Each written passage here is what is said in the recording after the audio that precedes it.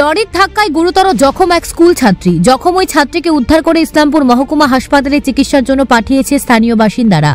ঘটনার প্রতিবাদে ইসলামপুর থানার ঘোড়ামারা বাইপাসে জাতীয় সড়কে টায়ার জ্বালিয়ে অবরোধ করে বিক্ষোভ দেখানো স্থানীয় বাসিন্দারা।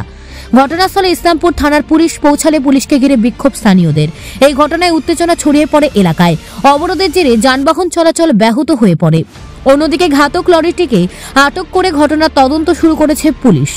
এ বিষয়ে স্থানীয় বাসিন্দারা কি জানিয়েছেন শুনুন। সকালবেলায় একটা মেয়ে সাইকেল নিয়ে যাচ্ছিল, সাইকেল নিয়ে যাওয়ার পরে প্রাইভেট যাচ্ছিল, মানে পড়তে যাচ্ছিল। যার ওখানে পুলিশ ছিল, এখানে পেট্রোলিং এ পুলিশ এখানে সবসময় থাকে, এটা ঘোড়ামারার চক, এখানে সবসময় পেট্রোলিং থাকে, এখানে পুলিশ ছিল। ওই দিক থেকে গাড়ি আসে একটা বাচ্চাকে ঠুকে দিল, বাচ্চাটাকে ঠুকলো, সাইকেল নিয়েছিল বাচ্চাটা। ঠুকার পরে পুলিশের কর্তব্য বা কোনো পাবলিক থাকলে ওদের কর্তব্য হলো যে পেশেন্টটাকে উঠায় নিয়ে হাসপাতাল নিয়ে যাওয়া। কিন্তু পুলিশ এখানে যে পেট্রোলিং এ যে আইও স্যার ছিল, নামটা বলতে পারবো না, ও কি করছে, যে অ্যাক্সিডেন্ট করছে গাড়িটা, ওই গাড়িটাকে নিয়ে সেটেলমেন্ট করার জন্য ও নিয়ে চলে গেছে। কোথায় নিয়ে গেছে?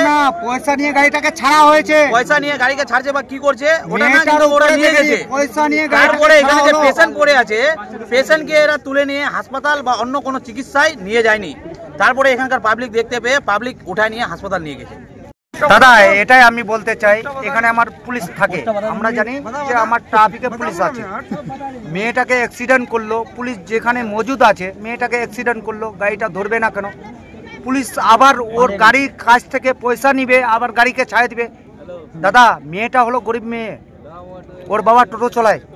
কোন গাড়ি মেরেছে কি দেখলেন আপনারা? ওটা পুলিশ বুঝবে, ওটা পুলিশ ছাড়ছে, পুলিশ বুঝবে। দাদা, আমরা কি করে বুঝবো? পুলিশ গাড়িটাকে ছাড়ছে তো পুলিশ, ওটা পুলিশকে ডাকেন। মেয়েটার অবস্থা কেমন আছে? মেয়েটার কান দিয়ে রক্ত বার হচ্ছে দাদা, মেয়ে সিরিয়াস আছে, কান দিয়ে রক্ত বার হচ্ছে। ইসলামপুর থেকে বিশেষ প্রতিবেদন, নিউজ টুডে।